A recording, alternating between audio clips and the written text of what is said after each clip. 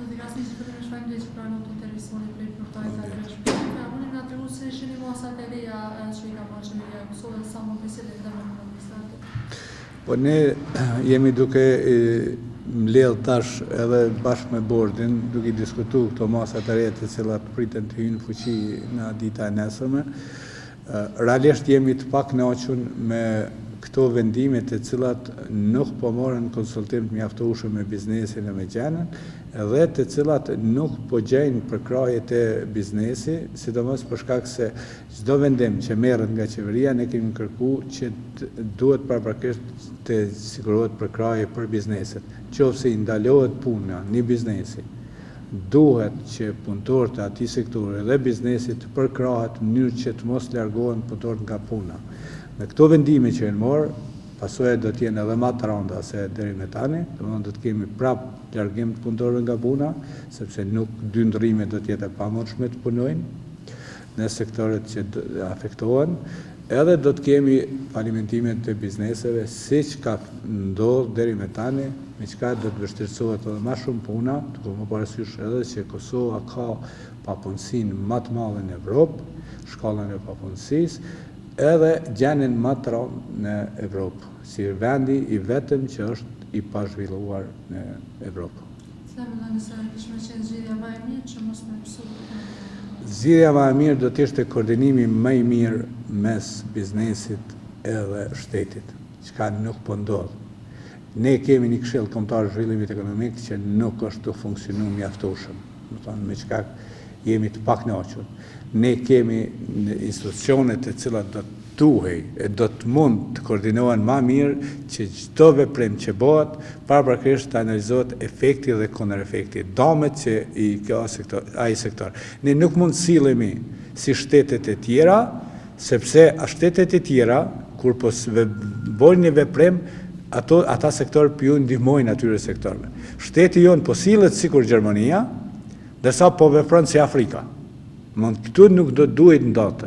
Do duhet që shteti jonë të analizon çdo veprim paraprakisht para se me marrë vendim. Nëse nuk ka buxhet, atëherë nuk do duhet me marrë masa drastike siç është të marrë, sepse kemi bëjmë me qytetarë të vendit, të cilët po mbesin pa punë, pa bukë, edhe plus nëse afektohen Covidi, pa mundësi shërimi, si rezultati i asaj që prapë shteti nuk ju jep nuk ka sigurim shëndetësor dhe nuk ka mjete për mu shëru ai pacient. Edhe pa punë për mbet, edhe i dëmtum në aspektin financiar, edhe pa mundësi shërimi. Kjo është ai problemi më i madh që duhet me qeveria e Kosovës dhe parlamenti do të duhet të mendojnë pak më ndryshe para se të marrin një vendim. Këta po kërkojmë nga qeveria dhe kjo fatkeqësisht nuk është të ndodhur.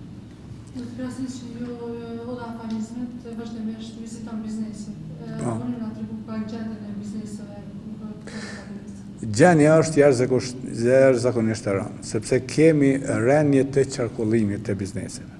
Vetëm 6 mujori i parë, sipas ATK-s, tregon që ka min 1 miliard qarkullim më pak se viti i kaluar në ATK. Nga dogana kemi prap 100 miliona më pak se sa qarkullim se sa vitet e kaluara, që tregon që rezultatet janë shumë të rënda dhe pasojat do të ndihen edhe vitet në vijim, sidomos vitin e ardhshëm, po biznesi është duke tentuar të pauzoj, të mos falimentoj, duke shpresuar që do të ketë ndihmë të mirë nga qeveria. Ajo që po kërkojmë nga qeveria, që po kërkon biznesi, sepse ne çdo ditë jemi duke vizituar bizneset e duke konsultuar me ta. Ata po kërkojnë jo shumë përkraje financiare sa përkraje ligjore, infrastrukturë ligjore më të mirë.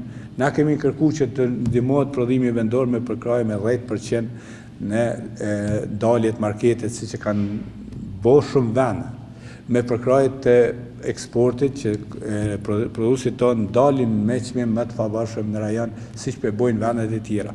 Domthonë po kërkojmë përkrahje dhe infrastrukturë ligjore, lirim të plot landës parë në rast se blehet nga vendi, edhe jo siç është deri më tani, favorizim të importuesve nga lëndë parë. Dhe shumë kërkesa tjera, si që kemi kërku, qoftë me Bankën Qendrore, uljen e normë interesit Bankës Qendrore, ulja e tarifa fiskale që pjo vendosin bizneseve, bankat, si rezultat i mos funksionimit mirë të bankës qendrore. Dhe shumë probleme të tjera që në kontinuitet jemi duke i pa, e të cilat fatkeqësisht qeveria dhe institucionet tjera janë duke hesht, edhe janë duke dërgu bizneset në rritjen e falimentimeve dhe rritjen e papunësisë në vend, me çka do të afektohet edhe buxheti i Kosovës shumë më shumë se sa po mendojnë ta. Se dëmë në ankesat e bizneseve ju keni parashtu edhe në institucionet shtetërore. E cila ka qenë përgjigja atyre kur keni diskutuar me ta, ose sa i ka marrë parasysh? Fatkeqësisht gjatë çdo takimi që po kemi me institucionet tona, po marrim në takimin e parë falenderime, që po ju dërgojmë mbrojtje, edhe po ju dërgojmë sugjerime. Po reagimi i tyre pastaj po është pothuajse zero pas këtij takimi. Të falenderojnë shumë që ke shkuar në takime, që i ke treguar, që i ke informuar mbi qenien reale, që i ke dhënë edhe zgjidhjen, ndërsa më vonë reagimi i tyre është pothuajse zero. Domethënë kjo tregon edhe mos funksionimin e mirë të Këshillit Kombëtar Zhvillim Ekonomik, që disa kohë jemi mbledh fare, janë caktuar takimet, janë shty, mos funksionimin e Kuvendit të Kosovës, po shohim me ligjin me rimkëmbje, kemi kërku që ky ligj para se të shkojnë të ndryshohet me kërkesat e bizneseve. Nuk ka të ndodh, as nuk na kanë thirrë, i kemi ftu komisionin parlamentar në OD, kemi kërku me shku atje, prap nuk na kanë ftu, domethënë që tregon se thjesht këta janë ka funksionojnë në shpërputhje me kërkesat e bizneseve dhe qytetarëve të Kosovës. Edhe në të rimkëmbjen ekonomike, si vlerësoni dëshimin e saj dhe bashkëpunëtorin? Që nuk kemi të bëjmë me rimkëmbje, kemi të bëjmë me pako tjetër fiskale, sepse Covidi është duke vazhdu. Domethënë rimkëmbje duhet ndodh pas të kalimit të Covidit.